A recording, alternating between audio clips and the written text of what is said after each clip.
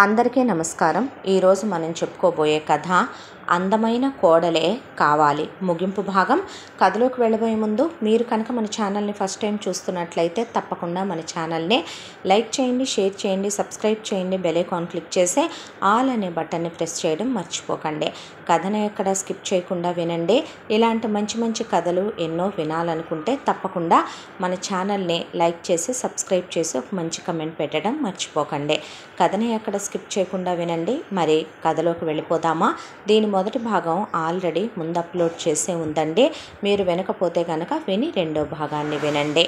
మరి కథలోకి వెళితే, వసంతలక్ష్మి వచ్చి చెప్పి వెళ్ళిన ఆ మాటలకి నిర్ఘాంతపోయిన భానుమతి, నేను చచ్చిన ఆ నపుంసకుణ్ణి పెళ్లి చేసుకోను. చూడు పిన్నే, ఒకప్పుడు నాన్న నపుంసకుడు కాబట్టే అమ్మ నాన్నని పెళ్లి చేసుకొని ఆ పిచ్చిది పాపం ఎలా బ్రతకాలో కూడా తెలియకుండా వీళ్ళ మోసపూరితమైన మాటల్ని నమ్మి ఆ స్వామీజీ గాడి వెంట వెళ్ళి వాడు తాడుస్తున్నాడంటే తట్టుకోలేక ఎదురు తిరిగి ఆ మత్తు మందులు ఈ మత్తు మందులు ఇచ్చేసరికి చివరికి ఎవరో కూడా తెలియని ఒక మగాడికి లొంగిపోయి గర్భవతి అయి వచ్చి ఆ విషయం నీలా గుట్టుగా దాచాలనే విషయం తెలియక బయటపడిపోయి వీళ్ళందరితో చెప్పుకొని అమాయకత్వంతో చివరికి తన చావు తనే కొని తెచ్చుకొని తన ప్రాణాన్ని తన ఉసురుని తనే తీసేసుకుందే నా తల్లే. ఆ తర్వాత ఈ వెధవకి మళ్ళీ నిన్నిచ్చి చేశాక నువ్వు ఒక ఆడదానివే, నీకు ఆశలు కోరికలు అన్నీ ఉంటాయి. కాకపోతే మామూలు ఆడవాళ్ళ కన్నా నీకు అవి కాస్త ఎక్కువగానే ఉంటాయి. అలాంటి నువ్వు ఆ స్వామీజీ ఇచ్చిన ఆఫర్ని ఇష్టపడి యాక్సెప్ట్ చేశావు.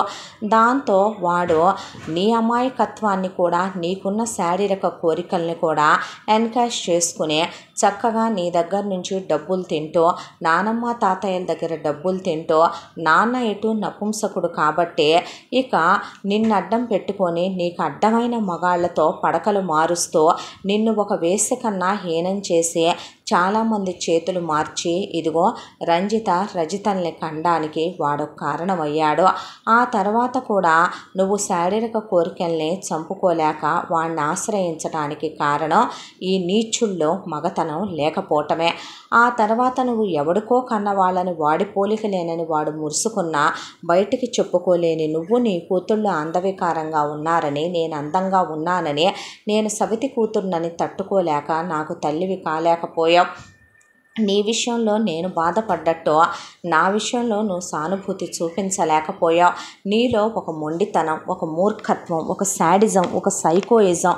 చివరికి నానమ్మ తాతయ్య చచ్చారు. తర్వాత వీడు తాగుడికి బానిసైపోయాడు.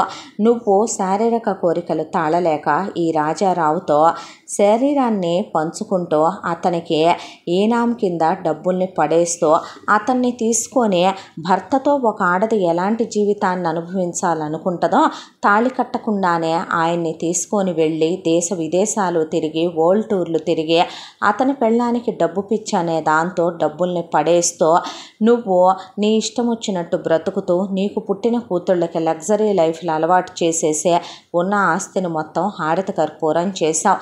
నేను బీటెక్ చదువుకుంటాను అంది కూడా ఏదో ఒకరోజు ఇలాంటి పరిస్థితి వచ్చే రోజు ఒకటి వస్తుంది. ఆ రోజైనా ఉద్యోగం చేసి మిమ్మల్ని బ్రతికించాలనే దాంతోనే తప్ప మిమ్మల్ని వదిలేసి వెళ్ళాలని నేనెప్పుడూ అనుకోలేదు. ఎందుకో తెలుసా, నన్ను కన్న తల్లి ఎటూ పోయిందే. మంచో చెడో నువ్వు నన్ను చావగొట్టకుండా పెంచావనే అభిమానం నీ మీద నాకుందే. ఆ తర్వాత వీళ్ళు నన్ను సొంత అక్క అనుకోకపోయినా వీళ్ళు నాలాగే ఎవడెవడికో పుట్టినా ఎవరెవరి రక్తాలో మాలో ప్రవహిస్తున్నా ఒకే ఇంట్లో ఉండే ముగ్గురు ఆడపిల్లలు అనిపించే వీళ్ళ బ్రతుకులు వీధుల పాలు కాకుండా కాపాడాలనే అనుకున్నాను. నన్ను నువ్వే డిగ్రీలో వేశావు, నువ్వే పని మనిషిని చేశావు, నువ్వే చిత్రహింసలు పెట్టావు. ఇప్పుడు నీ డబ్బు దావాద్రి ఎక్కడ దాకా పెరిగిపోయిందంటే చివరికి నన్ను నువ్వు మరో నపుంసకుడికిచ్చి పెళ్లి చేసేంత అలాంటి మహాపాపాలు చెయ్యకు పిన్నే. నువ్వు అలాంటివి చెయ్యాలనుకుంటే నేను ఎంతకైనా తెగించాల్సి వస్తుంది. నేను వీధికి ఎక్కుతా, మీడియాకి ఎక్కుతా. ముందు జరిగిన నీ పురాణం బయట పెడతా, తర్వాత ఆ వచ్చిన వసంతలక్ష్మి పురాణం బయట పెడతాను. నేనెందుకు మగతనం లేని వాడిని చేసుకుంటాను? అదవత్త నన్ను ఎవరి దగ్గరో తార్చి కడుపు వచ్చేలా చేయడానికే. నేను మరో మా అమ్మని కాలేను, మరో నువ్వు కాలేను పిన్నే అనేసరికి రాజారావు, జయ తప్పు చేస్తున్నావు. నువ్వు ఏ బాధ అయితే అనుభవించావో, నీ పిల్లల విషయంలో ఏదైతే జరగకూడదనుకుంటున్నావో అదే విషయం నువ్వు భాను విషయంలో జరగాలనుకోకూడదంటే మరి అలాంటప్పుడు నువ్వు ఊరికే రావచ్చు కదరా. మరి నా మెళ్ళో తాళి కట్టొచ్చుగా. నీ పెళ్ళానికి చాలా డబ్బులు పడేశానుగా, దానికి క్యాన్సర్ ఫైనల్ స్టేజ్లో ఉందిగా, దానికి ఎటు లక్షలు నేను పెట్టే కీమోలు ట్రీట్మెంట్లు చేయిస్తున్నావుగా. మరి ఎందుకు తాళి కట్టవు? ఎందుకు ఫ్రీగా నాకు సుఖాన్ని పంచవు? ఎందుకు డబ్బులు తీసుకుంటున్నావు?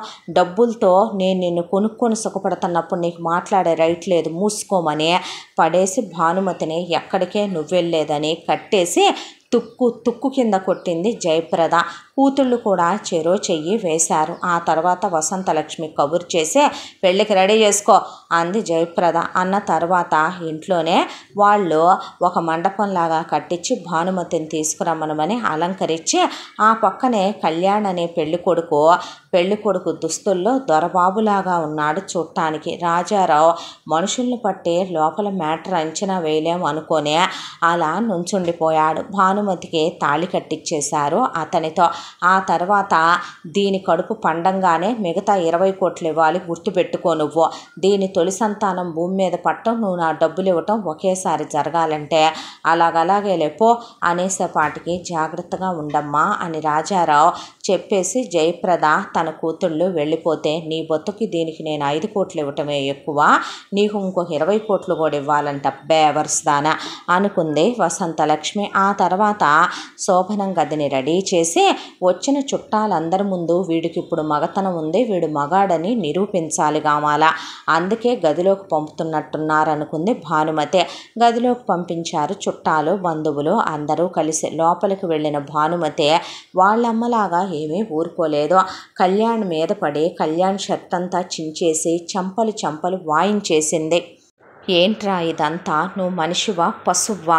నువ్వు సంసారానికి పనికిరావని గేఫెలోవని నీకు తెలుసు కదరా. ఎందుకురా అన్యం పుణ్యం ఎరుగనే ఆడవాళ్ళ గొంతులు కోస్తారు మీరు? బయట ప్రపంచంలో ఎవర్రా మిమ్మల్ని తప్పుగా అనుకునేదే? ఈ రోజున థర్డ్ జెండర్లను కూడా ఎవరూ తప్పుగా అనుకోవటం లేదు కదరా. అలాంటిది అన్యం పుణ్యం ఎరుగని ఆడవాళ్ళ బ్రతుకులు నాశనం చేయటానికి, మీరు మగాళ్ళని నిరూపించుకోవటానికి, మీలో మగతనం ఉందని ప్రూవ్ చేసుకోవటానికి అన్యాయంగా నాలాంటి ఆడపిల్లల గొంతులు కోసి వాళ్ళని తాళి అనే దాంతో బంధించేసి భర్తలని దాష్టికాలు చేసి మమ్మల్ని వేరే వాళ్ళ దగ్గర తార్చి గర్భవతుల్ని చేసి ఆ పుట్టిన పిల్లల్ని మీ పిల్లలుగా చలామణి చేయటం ఎంత నీచమైనటువంటి పద్ధతిరా. ఒకానొక రోజు నా తల్లిని నా తండ్రి అనే ఒక నీచుడు వాడు అలాగే చేశాడు. ఆ పిచ్చిది పాపం ఎవరికి చెప్పుకోవాలో తెలియక అత్తంటే అమ్మ అనుకుని, మావంటే నాన్న అనుకుని, మొగుడంటే అన్నీ అనుకునే ఎవడో స్వామీజీ గాడు ఎవడో జమీందారు గాడి దగ్గర డ్రగ్స్ ఇచ్చే ఆవిడ్ని తార్చిన విషయం చెప్పుకుని ఆవిడ చివరికి నిందని తన మీదే వేయించుకుని అది మొయ్యలేక ఉరేసుకొని పోయింది నన్ను అనాథం చేసి. చివరికి ఆ ఎదవ రెండో పెళ్ళి మా పిన్నిని చేసుకుంటే అది కొన్ని వందల మంది చేతులు మారాల్సి వచ్చింది వేసేలాగా. ఎందుకురా మీలాంటి వాళ్ళు పోతే భూమికి భారం తగ్గుద్దే. దరిద్రులారా, మాలాంటి వాళ్ళ జీవితాల్ని నాశనం చేయటం పనికి మాలిన సన్నాసులారా. మీకు మగతనం లేకపోవటం కాదురా లోపం, మీలో ఉన్నటువంటి మానవత్వం చచ్చిపోవటం రా నిజమైన లోపం. ఏ జన్మలో ఏ మహాపాపం చేస్తే ఈ జన్మలో మీకు ఇలాంటి బతుకులు ఇస్తాడో దేవుడు అనే అలా షర్టు చించేసి వెక్కి ఏడుస్తూ తల్లి గతం చెప్పి, తండ్రి గురించి చెప్పి, తాత నానమ్మల గురించి చెప్పి, పిన్ని గురించి చెప్పి తన జీవితాన్ని కూడా అలా చెయ్యొద్దని మొరపెట్టుకొని ఏడ్చి ఆ నగలన్నిటినీ కూడా తీసి నేల మీద విసిరి కొట్టేసి నేల మీదే పడిపోయింది భానుమతి. కళ్యాణ్ అసలేమీ మాట్లాడకుండా ఆ చిరిగిపోయిన షర్టు తీసి పక్కన పడేసి గోళ్ళన్నీ గీసుకుపోయినాయి భానుయే. అంతవరకే డెటాల్ పెట్టి అలా కాటన్తో క్లీన్ చేసుకొని వేరే షర్ట్ వేసుకుని వెళ్ళి ఆ అమ్మాయి నగలన్నిటినీ ఏరి ఒక బాక్స్లో పోసి వెళ్ళి మంచం మీద పడుకున్నాడు లైట్ ఆఫ్ చేసి. పిచ్చెక్కిపోయింది ఆ అమ్మాయికే.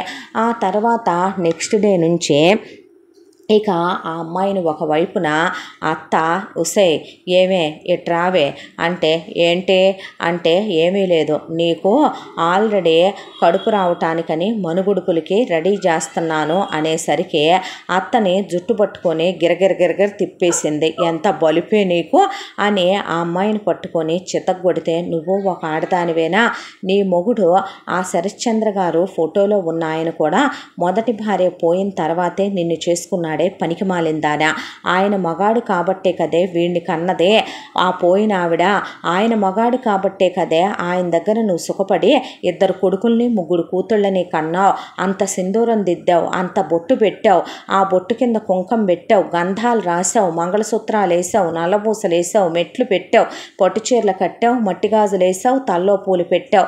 ఏ ఆడదానికి ఉండదే మొగుడు మీద, ఏ ఆడదానికి ఉండదే అర్థం చేసుకోవేంటే, ఏంటి అర్థం చేసుకునేది, నీ అమ్మ నీ పిన్ని ఫాలో అయినటువంటి ధర్మాలే మీ రాతల్లో రాశాడు ఆ దేవుడు, దానికి నన్నేం చేయమంటావు, నాకు డబ్బు కావాలి, నీకు సుఖం కావాలంటే గనక నేను కాదన్నానా ఏంటి, ఇదిగో వీడి పేరు అరుణు, ఈయన మన గుమస్తా శంకరయ్య, ఆ శంకరయ్య కొడుకే వీడు నీతో శుభ్రంగా సంభోగించటానికి సిద్ధంగా ఉన్నాడు, వాడు చూడు ఎంత బాగున్నాడో, చదువుకున్నాడు కూడా, వాడు పెద్ద పెద్ద చదువులు, అలాంటి వాడికి మంచి ఇత్తనాలు వస్తాయే నాకు తెలుసు, అడ్డమైన పనులు చేసి రేపొద్దున్న నువ్వెవడితోనో కాలు జారి కుక్కమూతి పిందెలు వస్తే ఎట్లాగా, చక్కగా వాడితో సుఖపడు, వాడిని సుఖపెట్టు, పిల్లల్ని కను అని చెప్తే నీకేమైనా పిచ్చి పట్టిందా, తెక్కెక్కిందా, పిచ్చిగా వాగావంటే దవడ పగిలిపోద్ది అంది భానుమతి.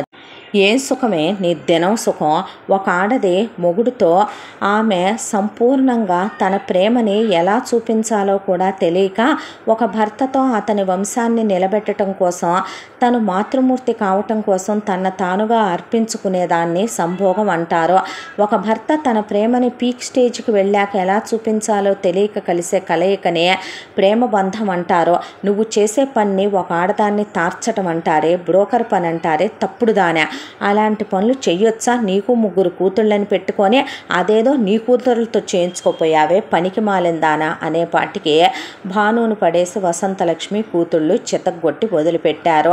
ఆ తర్వాత ఎవడి కోసమే, ఇక్కడి నుంచి నువ్వు బయటికి వెళ్ళటం నీ వల్ల అయ్యే పని అనుకుంటున్నావా, బయట చూసావా 50 మంది బాడీ బిల్డర్లు ఉన్నారు, ఇక్కడి నుంచి ఏగా చీమ కూడా బయటికి కదిలి వెళ్ళదు, గోడలు దూకటానికి కూడా ఎలక్ట్రిక్ ఫెన్సింగ్లు ఉన్నాయి, ఇక్కడ వెధవేషాలు వేయకు, ఇదే ఎన్నెకరాల్లో ఉన్న ప్యాలెస్ తెలుసా, ఏముందే మాతో పోలిస్తే మీకు ఎన్ని బిజినెస్లు ఉన్నాయో తెలుసా, ఎన్ని పొలాలు ఉన్నాయో తెలుసా, ఎన్ని 5 స్టార్ హోటల్స్ ఉన్నాయో తెలుసా, ఎన్ని కోట్ల ఆస్తులు స్థలాలు ఉన్నాయో తెలుసా, రెచ్చిపోతున్నావేంటే, నాకు మొత్తం కావాలి, వీడేమైనా ఇప్పుడు నీతో సంసారం చేయటానికి పనికొస్తాడా, నీ మీద చెయ్యటానికి పనికొస్తాడా, పనికి మాలిందానా, ఏమోలే సుఖపడు సుఖపెట్టు, వాడిని చక్కగా మన్మధుడు లాంటి మగాడిని చూసి 3వ కంటికి తెలియనివాడు వాడు మా మనిషి, అన్నిటికీ వాడిని ఒప్పించుంచానని చెబుతుంటే ఒళ్ళు బలిసి కొవ్వెక్కి కొట్టుకుంటున్నావేంటి, నువ్వు అవునన్నా కాదన్నా ఇవాళకి వారం రోజుల తర్వాత నీకు వాడికి మనుగుడుపులు రెడీ, ఎగస్ట్రాలు ఏమైనా చేసావో పళ్ళు పీకుతా జాగ్రత్త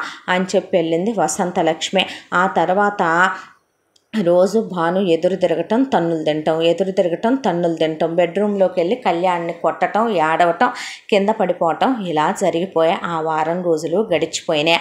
ఆ తర్వాత భానుమతి తన కూతుళ్ళని కొడుకుని తీసుకొని ఇంట్లో ఎవ్వరూ పనివాళ్ళను కూడా లేకుండా చేసేసే, ఒరే కళ్యాణ్ నువ్వే దగ్గరుండి వాడిని గదిలోకి పంపించు, దీని దగ్గరికి ఇది ఎదురు తిరుగుద్ది అని వాళ్ళ ఫ్యామిలీ డాక్టర్ని పిలిపించి ఆ అమ్మాయి ఒక వారం రోజుల పాటు మత్తులో నుంచి లేవకుండా, లేచినా సరే ఆ అమ్మాయి కాన్షియస్లో ఉండకుండా డ్రగ్స్ ఎక్కిచ్చేయించింది నరాల్లోకి. ఇది వారం రోజులు పనిచేస్తుందమ్మా అని చెప్పాడు డాక్టరు. అయితే పర్వాలేదులే, దీన్ని నీ ఇష్టంరా, ఏం చేస్తావో ఎలా చేస్తావో, దీన్ని ఇప్పుడు దాకా ఆపిందే, ఇప్పుడు దీనికి ఓవలేషన్ టైం అంట. ఎగ్జాక్ట్గా గనక దేంతో కలిస్తే ఇది ప్రెగ్నెంట్ అవుతుంది. నాకు రిజల్ట్స్ కావాలి. వచ్చిన తర్వాత ఇది కన్యా కాదా అని నేను మళ్ళీ డాక్టర్తో చెక్ చేయిస్తా. వేషాలు వేస్తే తాట తీస్తా, జాగ్రత్త అని చెప్పి మరి భానుమతి ఇంట్లో ఉన్న పని వాళ్ళందరినీ బయటికి పంపించి ఒకే ఒక పనమ్మాయిని మాత్రం వచ్చి రోజు గది రెడీ చేసి పొద్దున సాయంత్రం భానుని రెడీ చేసి వెళ్ళమనమని, ఇక ఫుడ్ వండి అక్కడ పడేసి వెళ్ళమనమని చెప్పి మొత్తం ఇల్లంతా ఖాళీ చేసి వెళ్ళి బయట మాత్రం ఆ కాపలా వాళ్ళని అలాగే ఉంచి సీసీ కెమెరాలు 24 గంటలు ఆన్లో ఉండాలి, లోపల నుంచి పురుగు బయటకు వెళ్ళకూడదు, బయట నుంచి పురుగు లోపలికి రాకూడదు అని చెప్పి మరీ వెళ్ళిందే. ఇక ఆ తర్వాత వసంతలక్ష్మి వెళ్ళిపోయిన తర్వాత భాను మత్తులో పడిపోతే తీసుకెళ్ళి అలంకరించి ఒక గదిలో పడుకోబెట్టేశారు. పడుకోబెట్టిన తర్వాత అరుణ్ వచ్చాడు. అరుణ్ వచ్చిన తర్వాత వారం రోజుల కాలం గడిచిపోయింది. వారం రోజుల కాలం గడిచిపోయిన తర్వాత భానుమతికి ఒక మగాడు తన ఒంటి మీద చెయ్యేస్తున్నట్టు, అతను ఆమెతో ఇక క్లోజ్ అవుతున్నట్టు, ఇంటిమేషన్ అవుతున్నట్టు ఆమెకి తెలుస్తున్నా ఆమె అతనికి ఎదురు తిరగలేకపోతుంది, అతన్ని ఖండించలేకపోతుంది. ఏం జరుగుతుందో ఆ అమ్మాయికి అసలు తెలియట్లేదు. ఆ అమ్మాయి మనసు స్వాధీనం తప్పిపోతుంది. పిచ్చిదానిలాగా అరవాలని ఏడవాలనిపిస్తుంది. తెలియనంత భయంకరమైన ఆకలి, ఏదో తెలియని బాధ. ఎవరో వస్తున్నారు, స్నానం చేయిస్తుంది ఒక అమ్మాయి, రెడీ చేస్తుంది, మళ్ళీ పడుకోబెడుతుంది, ఆ తర్వాత భోజనం పెడుతున్నారు, ఆ తర్వాత ఎవరో ఒక మగాడొచ్చి కోరిక తీర్చుకుంటున్నాడు. ఈ నరకం ఏంటో అర్థం కాక కళ్ళల్లోంచి బాధతో కన్నీళ్లు కారిపోతున్నాయి, చెప్పలేకపోతోంది. వారం రోజుల కాలం అలా గడిచిపోయిన తర్వాత వసంతలక్ష్మి తన కూతుళ్ళు కొడుకులతో తిరిగి వచ్చింది. ముందు కాపలా వాళ్ళని లోపలికి ఎవరైనా వచ్చారా? లేదమ్మగారు. బయటకు ఎవరైనా వెళ్ళారా? లేదమ్మా. సీసీ కెమెరాలన్నీ చెక్ చేసింది. ఓకే, పర్ఫెక్ట్ అని అప్పుడు లోపలికి వెళ్ళింది. అరుణ్ అన్నాక ఆ ఆంటీ అని వచ్చాడు అరుణ్. ఏరా, దీన్ని ఫుల్గా వాడేసావుగా, సక్సెస్ అవుతుందిగా మనం అనుకున్నదే, మీరు చెప్పటం నేను చెయ్యకపోవటమా అన్నాడు అరుణ్. అనేసరికి సరే అలాగైతే ఆగు, నువ్వు కన్ఫర్మ్ చేసుకోవాలిగా నేను అని చెప్పి పనమ్మాయిని అడిగితే, జరిగిందంటే లోపల అంతా నేను చెక్ చేశానమ్మా, బెడ్షీట్ల దగ్గర నుంచి ఆమె బట్టల వరకు ఆమె శరీరం వరకు అన్నీ చూశాను, అంతా సక్సెస్ఫుల్గానే జరిగిందన్నాక లేడీ డాక్టర్ని పిలిపించి ఇప్పుడు ఇదే వర్జినేనా? లేదండి, ఆమె అతనితో సంభోగించింది అన్నాక ఇంక నువ్వు వెళ్ళరా అరుణ్ అన్న తర్వాత అరుణ్ వెళ్ళిపోయాడు. ఆ తర్వాత భానుమతి వసంతలక్ష్మి జుట్టు పట్టుకుంది. ఏమే పనికి మాలిందానా, చివరికి నన్ను ఇలా వేసేలా చేస్తావంటే తప్పేంటే? నేను చేసిన దాంట్లో తప్పే ఉంది? నీ కరెక్ట్గా ఫెర్టిలేషన్ టైము ఓవులేషన్ టైము తెలుసుకున్నాను కాబట్టే వాడెంత అందంగా ఉంటాడో, వాడంత అందగాడితో వాడు నిన్ను ఈ వారం సుఖపెట్టలేదా? నువ్వు సుఖపడలేదా? నీ శరీరానికైతే ఆ సుఖం తెలిసింది కదా, ఇప్పుడు ఫస్ట్ టైం కదా, అంత అనిపించదులే, తర్వాత కావాలనిపిస్తే వాడిని ఎప్పుడు కావాలంటే అప్పుడు పిలిపిస్తా, ఒక్క మాట చెప్పు అనేసరికి నేను ఎలా కనపడుతున్నానే నీకు? పతితను అనుకుంటున్నావా, కులతను అనుకుంటున్నావా, వేసని అనుకుంటున్నావా? వాళ్ళకి మీ ఫ్యామిలీకి పెద్ద తేడా ఉందని నువ్వు అనుకుంటున్నావా అని ఆ అమ్మాయిని పడేసి చెత్త కొడితే, పిన్ని అని కళ్యాణ్ అడ్డొస్తే, పిన్ని బాగా వచ్చావు, పెళ్ళాం మీద చేసే మగతనం లేదు కానీ, పెళ్ళానికి కడుపు చేసే మగతనం లేదు కానీ, పిన్ని అంట, పిన్ని బయలుదేరాడు ఇంతోటి మగాడు అని భానుని వెనక్కి తోసేసి వెళ్ళిపోయింది. ఆ తర్వాత కరెక్ట్గా 1 మంత్కే భాను కళ్ళు తిరిగి పడిపోవటం, వామిటింగ్స్ అయిపోవటం, ఆ తర్వాత భానుని డాక్టర్ వచ్చి చెక్ చేయటం, భాను ప్రెగ్నెంట్ అని చెప్పటం జరిగిపోతే జుట్టు పీకేసుకొని గోళ్లతో రక్కేసుకొని గోడకేసి తలకాయ కొట్టేసుకొని నాకు ఈ కడుపు వద్దని, నేను ఈ కడుపులో పిండాన్ని మొయ్యనని, నాకు ఇష్టం లేదని అనేపాటికి నువ్వు ఏం చేస్తావో ఎలా చేస్తావో తెలియదురా కళ్యాణ్, అది టైంకి తినాలి, టైంకి తాగాలి, టైంకి ట్యాబ్లెట్లు వేసుకోవాలి, లేదంటే సచ్చిందన్నమాటే నా చేతిలో అని చితక్కొట్టి వదిలిపెట్టింది వసంతలక్ష్మి. ఇప్పుడు కొట్టొద్దండి, అబార్షన్లు అవుతాయి అంది డాక్టర్. మర్యాదగా ఉంటే ఎందుకు అవుతాయి డాక్టర్? నేను మొత్తివ్వకుండానే అబార్షన్ చేయటంలో ఎక్స్పర్ట్ అని తెలుసా? అక్కడ దాకా తెస్తా ఇలాంటి నాలాంటి మంచోళ్ళనే అనేసి వసంతలక్ష్మి అక్కడి నుంచి వెళ్ళిపోతే డాక్టరు, ఎందుకమ్మా, జరగాల్సింది జరిగిపోయింది. ఇప్పుడు నువ్వేమైనా వర్జినా కాదు కదా, ఇప్పుడు నువ్వేమైనా ప్రెగ్నెంట్ కాదా, ప్రెగ్నెంట్ అయ్యావు కదా, ఇప్పుడు నువ్వు అల్లరి చేసినంత మాత్రాన నీకు బేబీకి మంచిది కాదు. ఇప్పటికే నీకు బేబీ అబ్నార్మల్గా ఉంది, థైరాయిడ్ కంప్లైంట్ ఉంది. ఎందుకు చెప్పు, టైంకి తిని టైంకి పడుకో, అనవసరమైన విషయాలు అన్న తర్వాత రోజు ఏడిసి నానా గొడవ చేసి నానా గోల చేసి కళ్యాణ్ని కొట్టి తిట్టి నానా ఏడుపులు ఏడిసి మొత్తానికి 3 నెలల కాలం గడిచిపోయింది. ఇక డిప్రెషన్లోకి వెళ్ళిపోవటం మొదలైంది భాను. ఈ నరకం నేను భరించలేను, ఇంకొక భానుని నేను భూమి మీదకి తీసుకురాలేను, ఇంకో రజిత రంజిత బ్రతుకుల్లాగా నా అవ్వకూడదు, నాకు పుట్టబోయే బిడ్డ జీవితం అలా కాకూడదనే దాంతో పక్కనే ఒక పెద్ద బౌల్ నిండా ఫ్రూట్స్ పెట్టి పక్కన కత్తి పెట్టారు.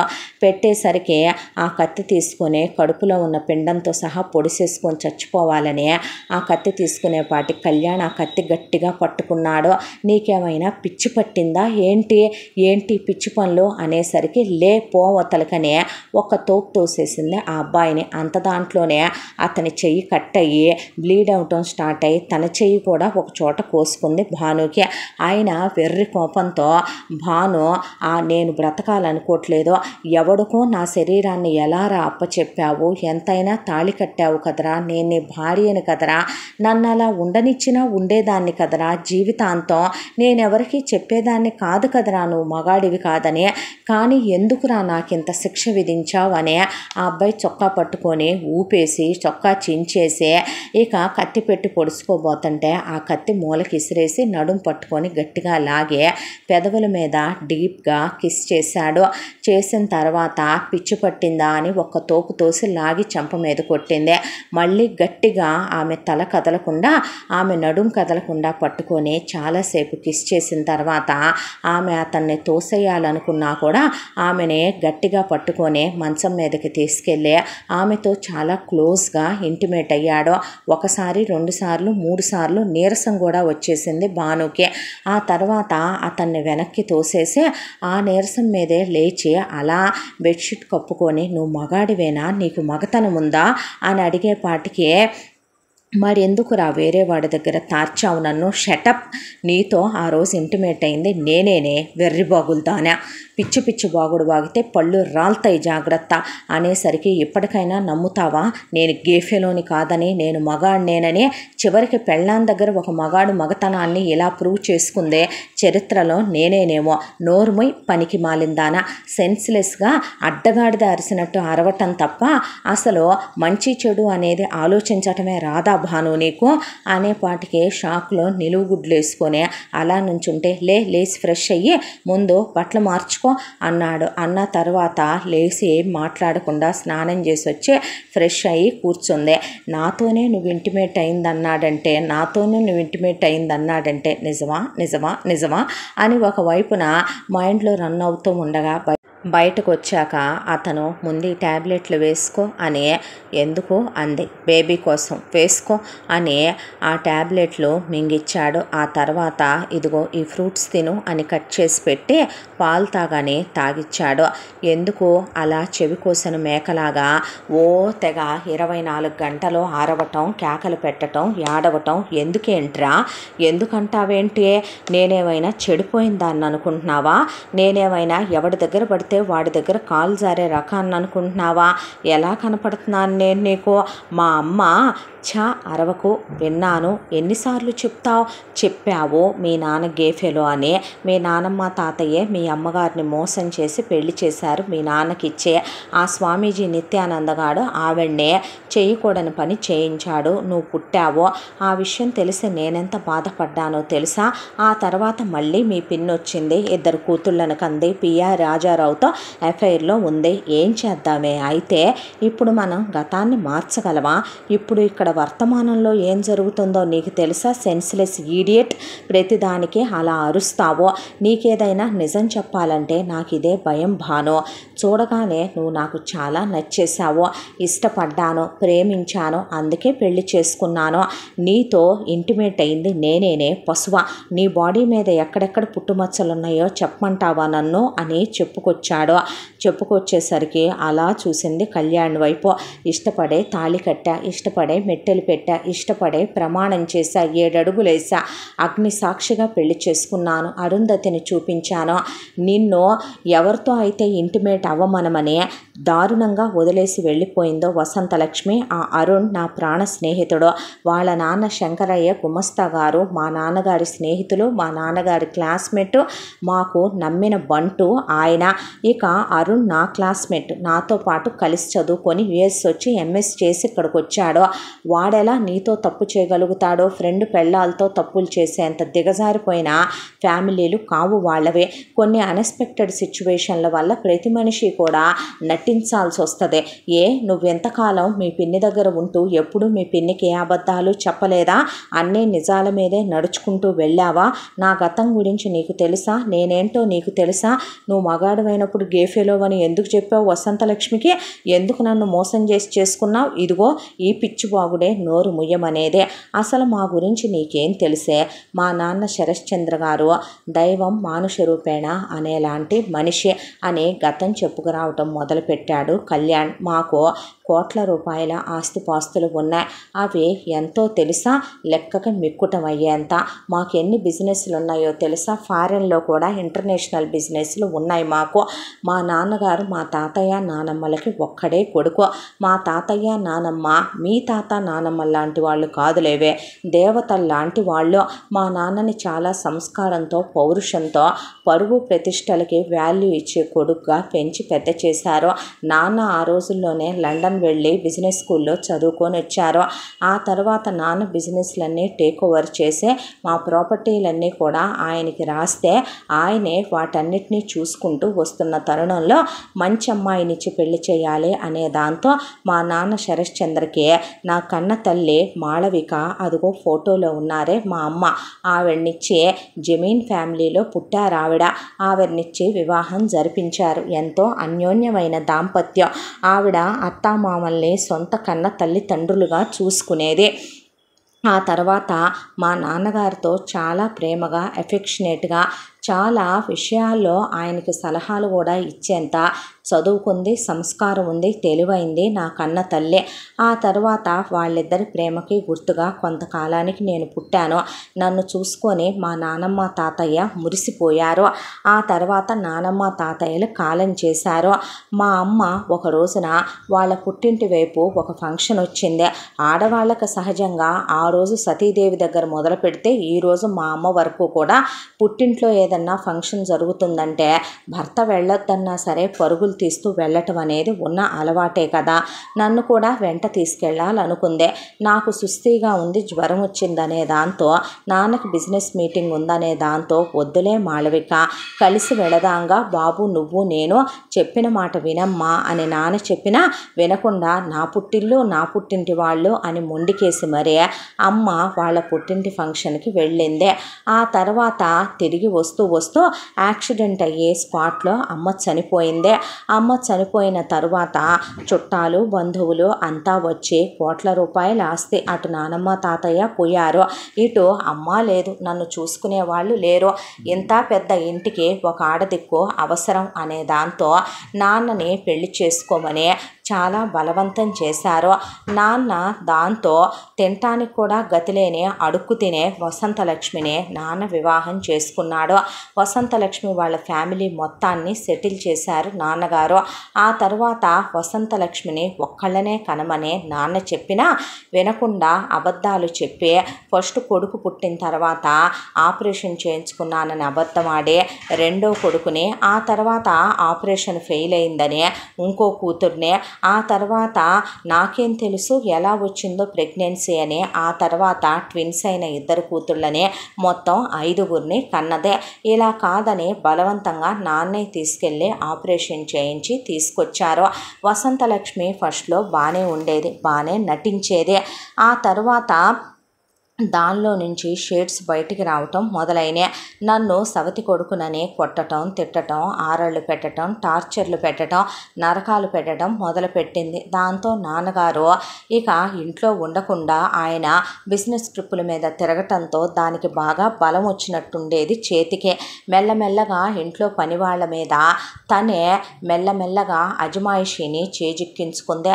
బయట ఉన్న ఆ 50 మంది బాడీ బిల్డర్లు అది ఎలా చెప్తే అలా వినేలా మార్చేసింది. డ్రైవర్లు, పనివాళ్ళు, లాయర్లు, మినిస్టర్లు, పెద్ద పెద్ద వాళ్ళతో పరిచయాలు పెంచుకొని బిజినెస్కి వెళ్ళటం, బిజినెస్లో ఏం జరుగుతుందని లోటుపాట్లు గుట్లు తెలుసుకుంటూ బిజినెస్లో ఉన్న మేనేజర్లని, పిఏల్ని అందరినీ కొనుక్కుంటూ వెళ్ళిపోయింది. ఆ తర్వాత ఒక రోజున సడన్గా ఎలా అయ్యిందో తెలీదు, నాన్నగారికి చాలా పెద్ద యాక్సిడెంట్ అయ్యింది. ఆ తర్వాత నాన్నగారిని ఇక కోమాలోకి వెళ్ళిపోయారు, తీసుకెళ్ళి హాస్పిటల్లో పడేశానని చెప్పింది. నాన్నని చూసి చాలా ఏడ్చాను, చాలా బాధపడ్డాను.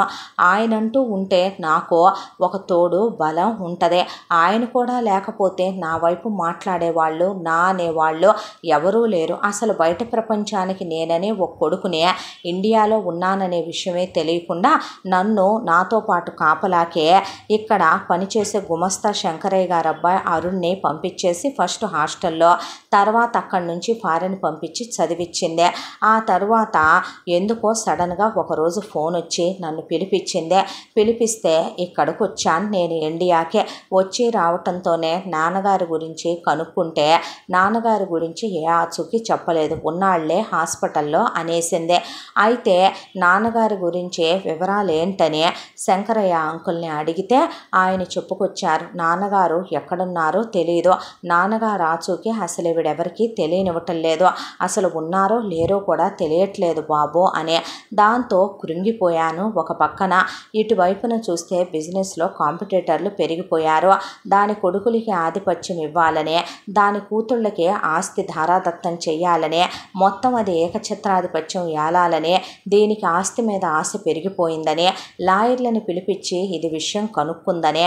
అయితే మా తాత, మా నానమ్మ, మా నాన్న వాళ్ళు చాలా కట్టుదిట్టంగా నేను పుట్టగానే వాళ్ళు తీసుకున్న డెసిషన్ ఏంటంటే ఆస్తి మీద క్రయ విక్రయాది సర్వ హక్కులు కూడా నాకు కంప్లీట్గా చదువంతా పూర్తయిపోయే, నేను అన్ని యూనివర్సిటీల నుంచి పర్ఫెక్ట్ అని సర్టిఫికెట్ తీసుకున్న తర్వాత నాకు పెళ్ళయ్యే నా భార్యకి తొలి సంతానం కలిగిన తర్వాత మాత్రమే నేను సంతకం పెట్టిన ఆ ఆస్తి వేరే వాళ్ళ పేరు మీదకి వెళ్తే చెల్లుద్దని, లేకపోతే నా సంతకానికి ఎలాంటి వాల్యూ ఉండదని చెప్పారని లాయర్లు ఆ విషయమే చెప్పెళ్ళేపాటికి ఇది షాక్లో ఉండిపోయిందని, దాంతోనే ఇప్పుడు ఆస్తి కోసమని నాకు పెళ్లి చేయటానికి నన్ను పిలిపించిందని శంకరయ్య గారు చెప్పారు.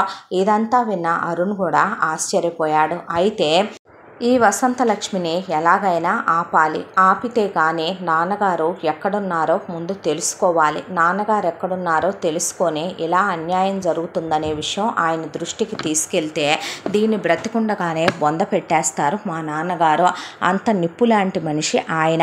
ఒకవైపున ఆయన కోసం వెతికించని చోటు లేదు.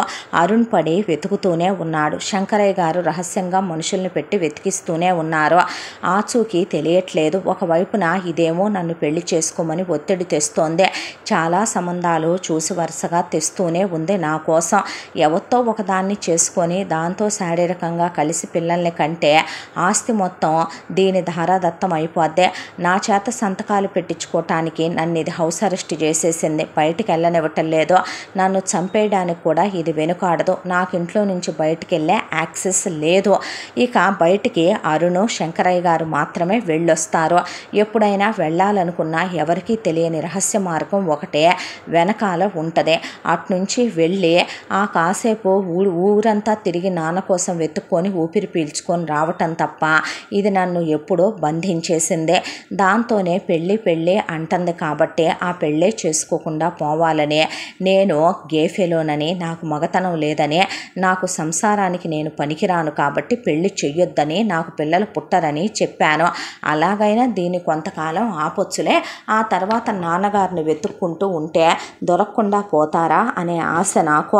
అయితే ఈలోపు ఇది మీ పిన్ని సంబంధాలు వెతికించటం, ఆ పెళ్ళిళ్ళ పేరయ్య అనుకోకుండా ఇక్కడికి రావటం, ఇది మీ పుట్టుపూర్వత్రాలన్నీ జల్లెడ పట్టేయటం, మీ తాత నాన్నమ్మ దగ్గర మొదలు పెడితే చివరికి నీ దాకా కూడా మొత్తం విషయాలన్నీ ఫిల్టర్ చేసుకుంటూ వచ్చేయటం, ఆ తర్వాత ఇది మీ ఇంటికి వచ్చి 5 కోట్ల రూపాయలు ఆఫర్ చేసి మీ పిన్నికి అసలు అది ఇవ్వాలనుకున్న మొత్తమే ఆ 5 కోట్లు, ఇంకో 20 కోట్లు అదేమి ఇవ్వాలని అనుకోలేదు. ఆ తర్వాత కూడా నేను పెళ్ళి చేసుకోను అంటే, చేసుకోకపోతే నువ్వే కాదు మీ నాన్న ఎక్కడున్నాడో నాకు తెలుసు కదరా, నా చేతిలోనే ఉన్నాడు, మీ నాన్న ప్రాణాలతో మిగలడు అందే. నీ మీద మోజుపడు, ఇష్టపడు, నిన్ను చేసుకోవాలనుకోలేదు. కానీ నీ ఫోటో చూపించారో, నిజం చెప్పాలంటే నీ అందం చూసి నేను ఆకర్షితున్నయ్యాను. ఆ తర్వాత నీ గురించి విని చాలా బాధపడ్డాను. ఒకేలాంటి ప్రాబ్లంతో ఒకవైపున ఒక తీరానికి నువ్వు, ఒక తీరానికి నేను ఉన్నామనిపించిందే. నిన్నేదో జాలితో దయతో చేసుకోలా, ఇష్టపడ్డాను, ప్రేమించాను, నచ్చావు. ఎందుకో ఇన్ని సంవత్సరాల తర్వాత నాకంటూ ఒక తోడు నువ్వు అవుతావు అనిపించావు. బాధల్లోనే పుట్టి పెరిగాం కాబట్టి నువ్వే నాకు సహధర్మచారిణిగా కరెక్ట్ అనిపించిందే. దాంతోనే ఆ రోజు ఇష్టపూర్వకంగా మనఃపూర్వకంగానే నేను నీ మెళ్ళో తాళి కట్టి భార్యను చేసుకున్నాను. ఫస్ట్ నైట్ రోజున నువ్వు నా భార్యవి కాబట్టే నువ్వు కొట్టినా పడ్డాను. అలాగని నీకు నిజం చెప్పాలి, కానీ నిజం చెప్తే నువ్వు ఎలాంటి దానివో తెలీదు. నీకేదైనా తుత్తర్తనం ఉండి దీంతో నువ్వు వాగేసావనుకో అసలుకే మోసం వచ్చుద్దే. కాబట్టి నీకు చెప్పలేకపోయాను. ఆ తర్వాత ఇదే వారం రోజుల పాటు నిన్ను డ్రగ్స్ ఇప్పించి డాక్టర్తో ఇక్కడ పడేయించి అరుణ్ని తీసుకొచ్చి నిన్ను ఎలాగైనా ప్రెగ్నెంట్ని చేయమనమని వెళ్ళిపోయిందే. అరుణ్ ఆ పని చేయలేడని నాకు తెలుసు. నేను నిన్ను అన్కాన్షియస్లో ఉండంగా ఇష్టం లేకుండా తాకాలనుకోలేదు. నేనంతా నీచమైన దిగజారిపోయిన వ్యక్తిని ఎప్పుడూ కాదు. కానీ వెళ్తూ ఇదొక మాట అందే, వచ్చాక డాక్టర్తో నువ్వు వచ్చినో కాదో చెక్ చేయించుతానని. ఒకవేళ అరుణ్ నీ ఒంటి మీద చెయ్యకపోతే నువ్వు వర్జిన్వేనని తేలితే అరుణ్కి బదులు వేరే ఇంకెవరినైనా నీ గదిలోకి పంపించడానికి ఇది వెనుకాడదు. కాబట్టి నేను నాన్న ఎక్కడున్నారో తెలియదు. ఒకవేళ దీనికి నాన్న ఉన్న చోటు తెలిస్తే ఇది నాన్నని చంపినా చంపుద్దే. డబ్బు ఆశతో అత్యాశతో ఉన్న మనిషి ఎంతకైనా దిగజారిపోతాడని నాకు తెలుసు.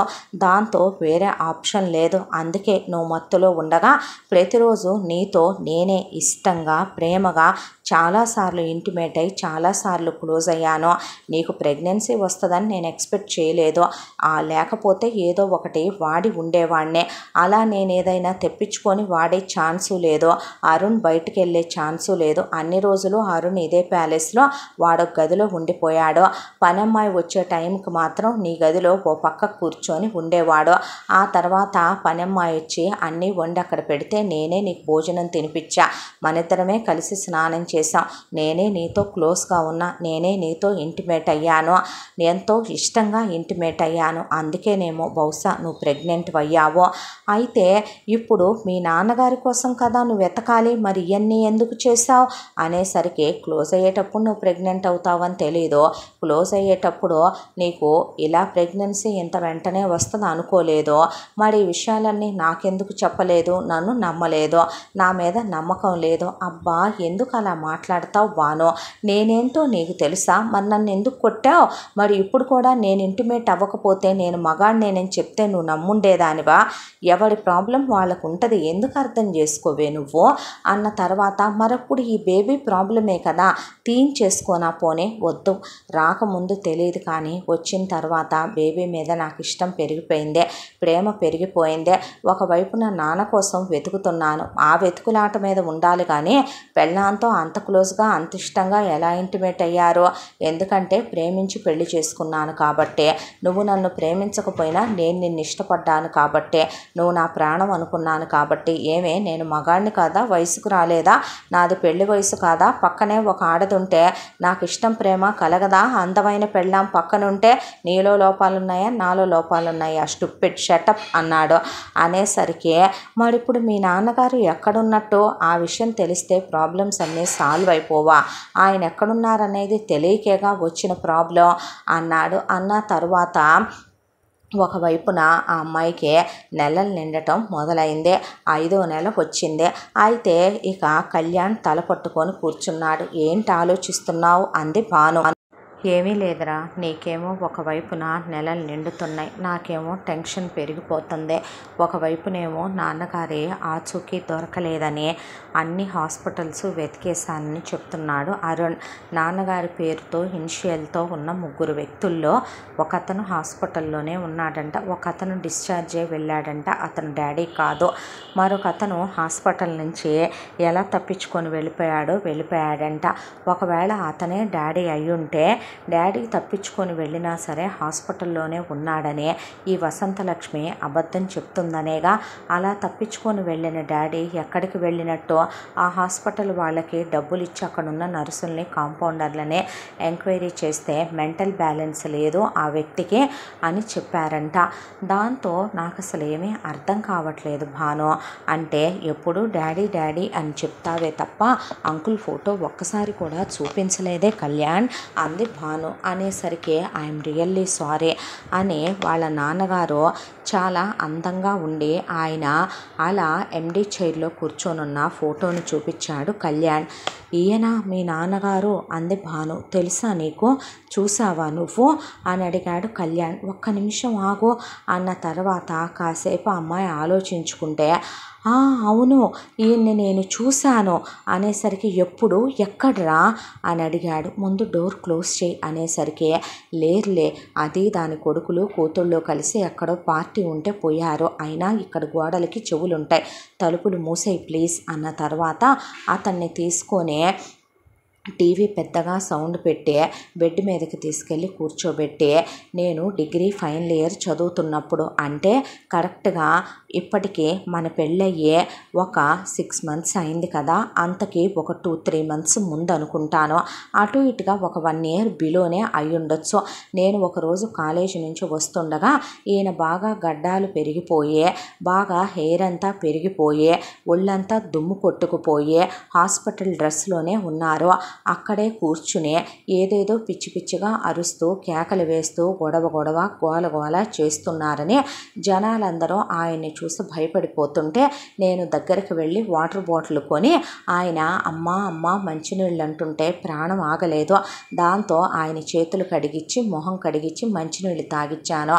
ఆ తర్వాత ఆయన్ని వెంట పెట్టుకొని తీసుకెళ్ళి భోజనం నేనే నా చేత్తో తినిపించాను.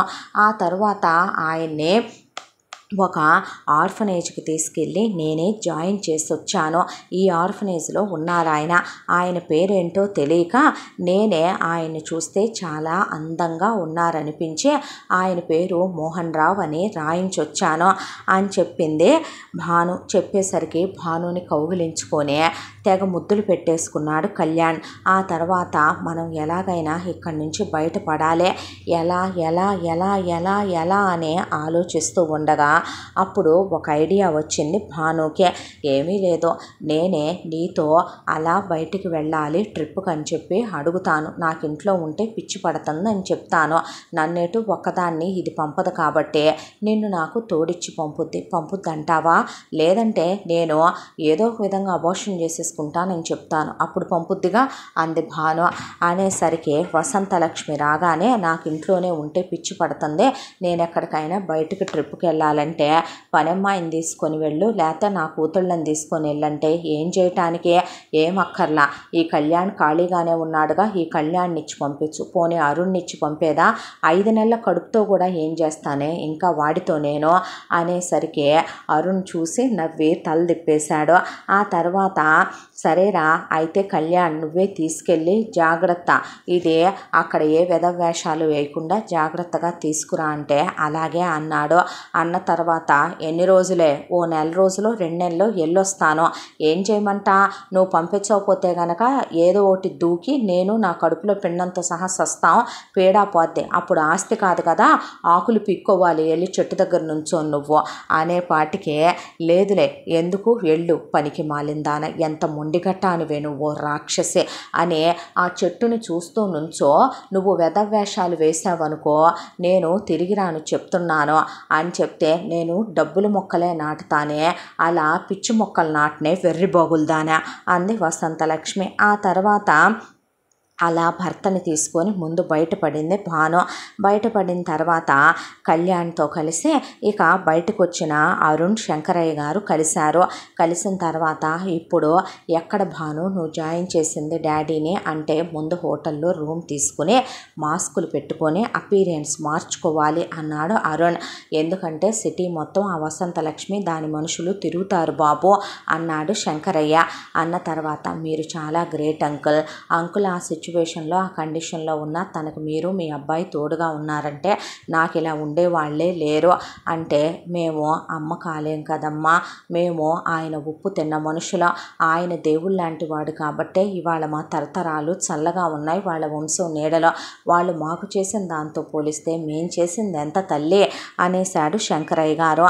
ఆ తర్వాత భాను చేర్పించాననే ఆర్ఫన్ దగ్గరికి వెళితే, ఆ రోజు నేను మోహన్ రావు అని ఒక ఆయన్ని ఇక్కడ జాయిన్ చేసి వెళ్ళాను కదా, నా పేరు భాను, సైన్ చేశాను, నా ఫోన్ నెంబర్ కూడా ఇచ్చాను అని అడిగితే, ఆ తర్వాత ఆయనకి మెంటల్ బ్యాలెన్స్ లేదమ్మా, దాంతో అలాంటి వాళ్ళనే ఇక్కడ మిగతా వాళ్ళతో ఉంచకూడదు, మిగతా వాళ్ళు ప్రాబ్లం ఫీల్ అవుతారనే దాంతో ఆయన్ని మానసిక చికిత్సాలయానికి పంపించామంటే ఎక్కడా అదే అని అడిగేసరికి అడ్రస్ ఇచ్చారు. వీళ్ళు నలుగురు అక్కడికి వెతుక్కుంటూ వెళ్ళారు. వెళ్ళేసరికి తీరా చూస్తే అక్కడ కనిపించాడు మొత్తానికి శరశ్చంద్ర. డాడీ అని పరిగెత్తుకుంటూ వెళ్ళి కళ్యాణ్ వాళ్ళ నాన్నను వాటేసుకొని ఏడ్చేస్తే కాసేపటికే ఎవరు నువ్వు, హూ ఆర్ యు అని అడిగాడు ఆయన. బాబు నన్ను గుర్తుపట్టలేదా అన్నాడు శంకరయ్య. ఎవర్రా నువ్వు అన్నాక, అంకుల్ అంటే నువ్వెవరమ్మా అన్నాక భానుని హాయ్ హూ ఆర్ యు అన్నాడు. అన్నాక ఇలా కాదని ఆయన్ని చాలా పెద్ద హాస్పిటల్కి, అసలు ఈ స్టేటే కాకుండా వేరే స్టేట్కే తీసుకెళ్ళి జాయిన్ చేస్తే డాక్టర్ ఆయన్ని పరీక్షించాక, ఇదేమీ పెద్ద ప్రాబ్లం కాదు మిస్టర్, ఒకే ఒక్క సర్జరీ చేయాలి, 15 days రెస్ట్, ఇంత అవుతుంది బిల్ కూడా ఒక 10 lakhs కడితే సరిపోతుంది, తలకి బాగా బలంగా తగిలింది దెబ్బ ఆయనకే, ఒకే సర్జరీతో 1 monthలో క్యూర్ అయి నార్మల్ అవుతారు, అన్నీ జ్ఞాపకం వస్తాయి ఆయనకి, ఆయన చిన్నప్పటి విషయాలు కూడా నాది గ్యారంటీ అని చెప్పాడు ఆయన. దాంతో తండ్రిని అక్కడే జాయిన్ చేసి అలా కూర్చున్నారు.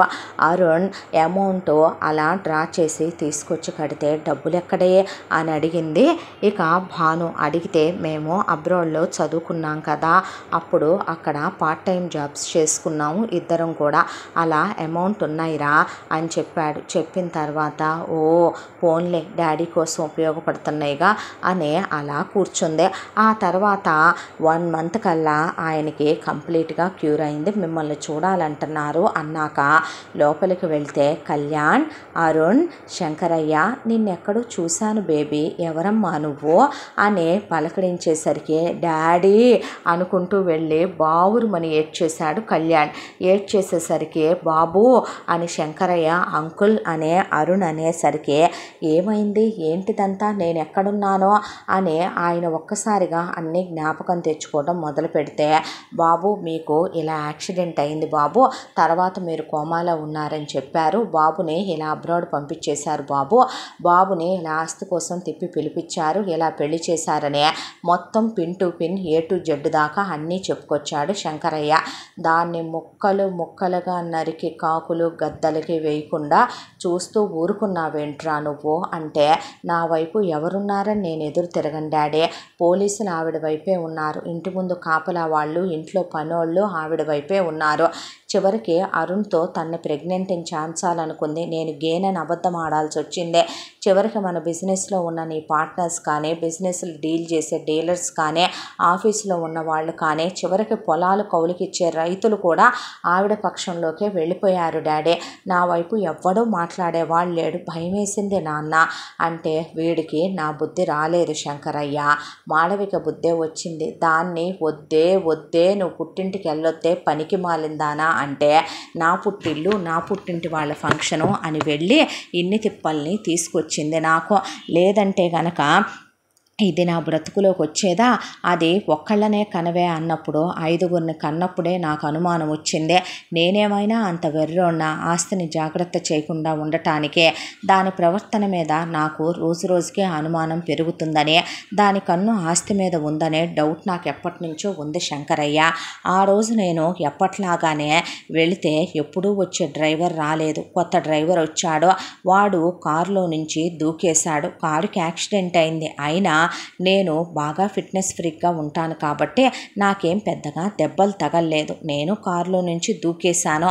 చిన్న చిన్న గీతలే తగిలినాయి. కానీ ఇది దగ్గరుండి నా చేతులు కాళ్ళు పట్టించేసే గోండాల్ని తీసుకొచ్చి ఐరన్ రాడ్లు పెట్టి నన్ను కొట్టించి నా తల పగలు కొట్టించే, నేను ఉన్నా పోయినా సరే ఉన్నట్టే ఇది ప్రజలందరిలో కూడా చలామణి చేయిస్తానని నా కొడుకుని బెదిరించే ఆస్తి మొత్తం దీని పరం చేసుకుంటానందే.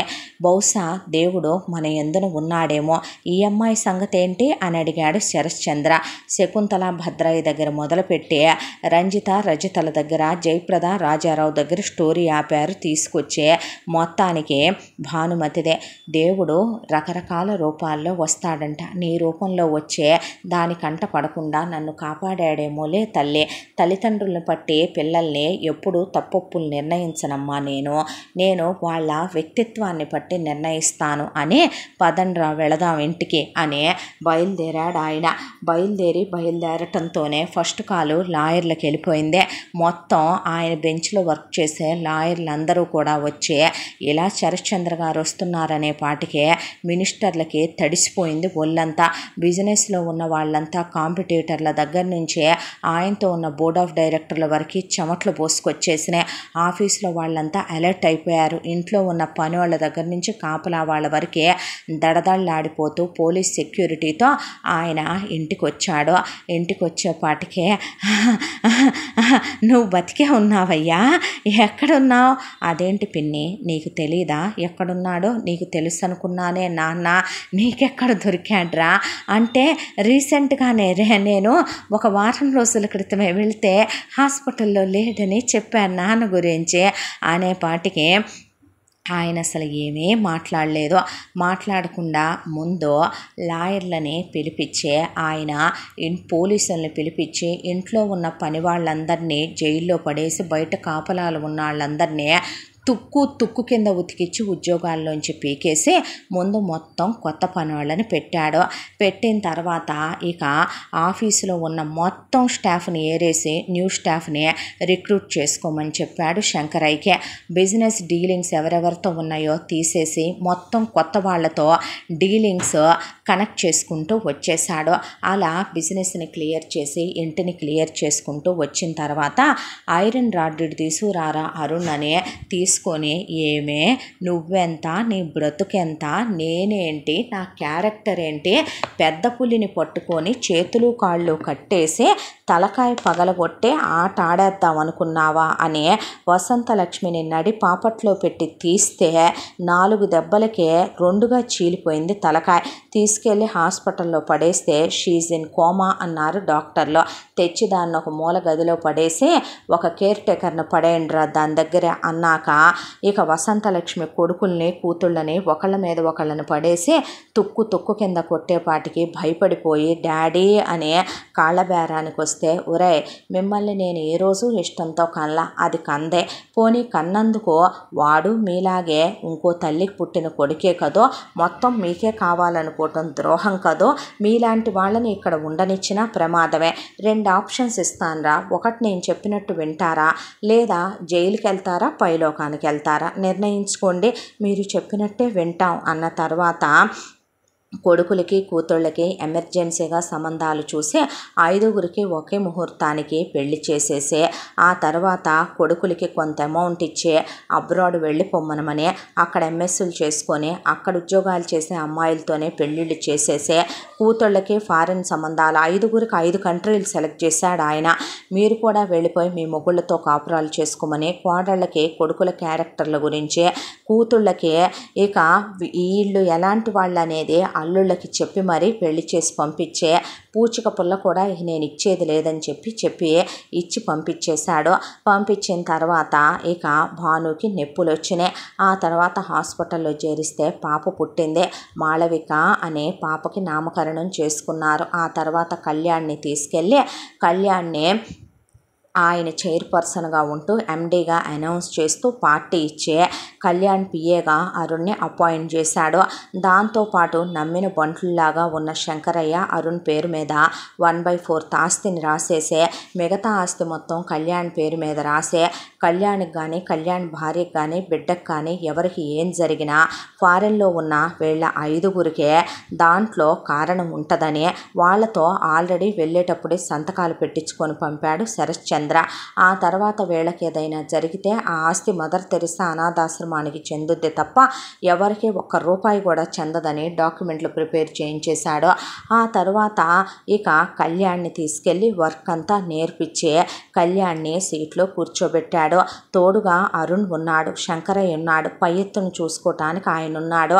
భాను ఇంట్లో కొత్త పని వాళ్ళు వచ్చి చక్కగా ఇల్లంతా మేనేజ్ చేసుకుంటూ పాపను చూసుకుంటూ అతను అన్యోన్యంగా ఉంటూ అప్పుడు భార్యాభర్త హనీమూన్కి వెళ్ళొచ్చి సంతోషంగా జీవితాన్ని గడుపుతూ అరుణ్ ఒక అమ్మాయిని ప్రేమిస్తే ఆ అమ్మాయితోనే అరుణ్కి గ్రాండ్గా పెళ్ళైపోయింది. చక్కగా వాళ్ళు హనీమూన్కి వెళ్ళొచ్చి కాపురం పెట్టుకున్నారు. శంకరయ్య వైఫ్ కూడా హ్యాపీ. ఆ తర్వాత అసలు ఈ మంద ఏమైపోయారా అనే కళ్యాణ్తో చెప్పి భానుమతి అది ఎలాంటిదైనా కానీ నన్ను చంపకుండా పెంచింది కదా మామయ్య గారు, మీకు విషయం చెప్పాలి. అది ఎటు నీచమైన దారులు తొక్కిందే. చాలామంది మగాళ్ళ చేతులు మారిందే. కూతుళ్ళను కూడా ఇప్పుడు ఏ పరిస్థితుల్లో దిగజారు చేస్తుందో. ఎంతైనా సరే ఆడదాన్ని కదా, వాళ్ళు ఆడవాళ్ళు కదా అంటే ఆయన మొత్తానికి ఒక 20 మంది ఆడవాళ్ళను పంపి జయప్రదని కుక్కను కొట్టినట్టు కొట్టుకుంటూ ఇక్కడికి తీసుకురమ్మనమని చెప్పాడు. తీసుకొచ్చిన తర్వాత అసలు ఏం జరుగుతుందని ఎంక్వైరీ చేస్తే ఈ అమ్మాయి నమ్మిన 5 కోట్ల రూపాయలు ఆ ఇల్లు మొత్తం నగలతో సహా అమ్మేసే జయప్రద కూతుళ్ళిద్దరినీ పెట్టి కూతుళ్ళని ఎవడో ఒకడు ఉన్నోడిని చూసి కాలు జారి కడుపు తెచ్చుకొని అయినా సరే ఎలాగైనా బాగా లగ్జరీలో బ్రతకాలని చెప్పి అప్పుడే వాళ్ళని అలా వేశ్యావృత్తిలోకి దించబోతుందని తెలిసి జయప్రదను మళ్ళీ ఒక రౌండ్ కుమ్మేసిన తర్వాత రజితకి కూడా ఆయన ఫారెన్ సంబంధాలు చూసి మీరు చదివిన ఎంతోటి చదువులు చాలెమ్మనమని ఇక ఇవ్వాల్సిందేదో ఆయనే ఇచ్చి వీళ్ళని కంట్రోల్లో ఉంచమనమని చెప్పి వాళ్ళను కూడా ఫారెన్ సంబంధాలు ఇచ్చి చేసి పంపించేయటానికి సిద్ధపరిచాడు. కరెక్ట్గా అదే టైంలో ఇప్పుడు జయప్రదను ఏం చేయాలి అని ఆలోచిస్తూ ఉండగా రాజారావు భార్య క్యాన్సర్తో పోయిందని రాజారావు కొడుకులు ఉన్నది మొత్తం వాళ్ళ పేరు మీద పెట్టించుకొని వాళ్ళ అబ్రాడ్లు వెళ్ళిపోయారు, పెళ్ళిళ్ళు చేసుకొని అక్కడే ఎంఎస్లు చేసుకొని పెళ్ళాలను తీసుకెళ్ళి సెటిల్ అయిపోయారని తెలిసి రాజారావు ఒక ఆశ్రమంలో ఉంటున్నాడని తెలిసి వెళ్ళి రాజారావుని తీసుకొచ్చి జయప్రదకి రాజారావుకి పెళ్లి జరిపించేశాడు. ఇక శరశ్చంద్ర జయప్రద సిగ్గుపడిపోతుంటే కూతుళ్ళు నీకు పెళ్ళా, మీకే ఉంటాయా కోరికలు, నాకుండవా, నా వయసు అంతే, 20 ఏళ్ళకి ఆ కృష్ణమూర్తి గాడు నన్ను పెళ్లి చేసుకున్నాడు, ఇప్పటికే నా పెళ్ళయ్యే 25 ఏళ్ళు 45ఏగా నాకు, అలా అనుకుంటే మీరు పుట్టేంత వరకే ఎవరితోనైనా నేను చేతులు మారిందే, రాజారావు వచ్చాక ఆయన్నే నమ్ముకున్నాను తప్ప పరపురుషుడి చేత చెయ్యి వేయించుకోలేదు అన్న తర్వాత వెరీ నైస్, నువ్వు ఇంట్లో ఉండకూడదమ్మా, నువ్వు నేను అన్నా చెల్లెళ్ళ వరుస అవుతాం కదా, కరెక్ట్ కాదు, నువ్వు ఉన్న దగ్గర నుంచి చాలా రకాల ప్రాబ్లమ్స్ వస్తాయి రాజారావు అంటే సార్ చెప్పండి అన్నాక చేసిన తప్పుకి పుస్తు కట్టావు, తప్పేముందే, నువ్వు డబ్బుల కోసం చేశావు, ఆవిడ సుఖం కోసం చేసింది, ఇప్పుడు అవన్నీ గతాల గురించి అనుకొని తలలు దించుకొని ఉపయోగం ఏముందలే కానీ ఈ డబ్బులు తీసుకొని దూరంగా వెళ్ళిపోండి, వెళ్ళిపోయి ఒక చోట ఇల్లు కొనుక్కోండి, ఏ హోటల్లో పెట్టుకోండి, లేదంటే ఏ సూపర్ మార్కెట్ పెట్టుకొని హ్యాపీగా మీ సెకండ్ ఇన్నింగ్స్ మీరు స్టార్ట్ చేసి బ్రతకండి అని పంపించేశాడు. రంజిత రజిత వాళ్ళు చేసిన తప్పులకి భానుకి సారీ చెప్పి ఆ తర్వాత వాళ్ళు వెళ్ళిపోయారు. సంవత్సరానికి జయప్రద ప్రెగ్నెంట్ అయిందని, జయప్రదకి బాబు పుట్టాడని తెలిసి భానుమతితో పాటు అందరూ షాక్ అయి నవ్వుకుంటూ కూర్చుంటే శరత్చంద్ర మొత్తానికి సామాన్యురాలు కాదు అనేపాటికి మామయ్య అనేసరికి ఎందుకమ్మా పర్లేదులే, వాళ్ళిద్దరికి కూడా ఒక కొడుకు ఓ తోడు కావాలనిపించింది, తప్పేముంది అని ఆయన పక్క నవ్వుతూ ఉండగా ఇందులో తప్పేదైనా ఉందంటే అది కృష్ణమూర్తిదే. అందుకే తాగి వాడే పైలోకానికి పోయాడు. ఒంటరి జీవితం ఎవడో వాడి చేయి మారే బదులు ఆ రాజారావుతోనే పెళ్లి చేసుకొని కొడుకును కందే, హ్యాపీగా పోనివ్వమ్మా అనేశాడు ఆయన. ఇలా నవ్వుతూ ఉండగా అందరి నవ్వులు సంతోషాల మధ్య ఈ అందమైన కోడలే కావాలి కథ ఓ కంచికి చేరిందే. ఇంతటితో ఈ కథ సమాప్తం. మళ్ళీ మరొక మంచి కథతో కలుసుకుందాం. తప్పకుండా మన ఛానల్ని లైక్ చేయండి, షేర్ చేయండి, సబ్స్క్రైబ్ చేయండి, బెల్ ఐకాన్ క్లిక్ చేసి ఆల్ అనే బటన్ని ప్రెస్ చేయడం మర్చిపోకండి. ఇలాంటి మంచి కథలు ఇంకా మన ఛానల్లో వినాలనుకుంటే ఛానల్ని లైక్ చేసి, కమెంట్ చేసి, షేర్ చేసి, సబ్స్క్రైబ్ చేయడం మర్చిపోరని మనస్ఫూర్తిగా ఆశిస్తూ ఇంత మంచి కథను మనకు అందించిన కథా రచయిత్రి జి యామిని శ్రీనివాస్ గారు. మరో మంచి కథతో మీ ముందుకు వస్తాను. Thank you.